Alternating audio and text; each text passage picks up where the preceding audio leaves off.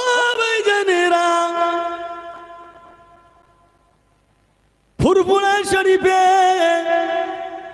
পীর সাহেবদের কাছে বায়াত হয়ে সবক নিয়ে আজ থেকে মুরব্বীরা বলতে পারবেন মাগরিবের নামাজের পরে দিয়ে এমন করে 2 রাকাত করে 6 রাকাত আবাবিল নামাজ পড়তেন বাবাজি। নামাজ পড়ে নিয়ে বসে গিয়ে এমন করে নিয়ত করতেন, আয় আল্লাহ পাক, আমি আমার কলবে থেকে মোতাজ যাচ্ছি, আমার কলব জনাব পীর সাহেবের, দাদা পীর সাহেবের কলবের ওসিলায় আল্লাহ পাকের আরশে মুআল্লার দিকে মোতাজ যাচ্ছি।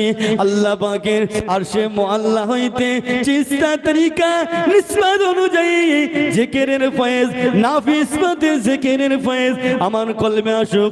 লা নাবি থেকে লা ইলাহা মাতা তালু ইল্লাল্লাহ বামিস্তরে কলবে ধাক্কা মারবে, লা ইলাহা ইল্লাল্লাহ।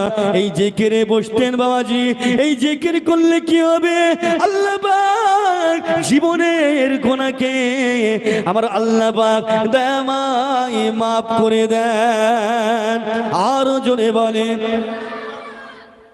আধা ঘন্টা করে বসে ওজিফা জিকির করতেন, আছে এখন?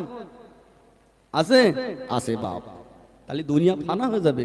আছে, তবে আস্তে আস্তে কমে যাচ্ছে বাপ, আস্তে আস্তে কমে যাচ্ছে।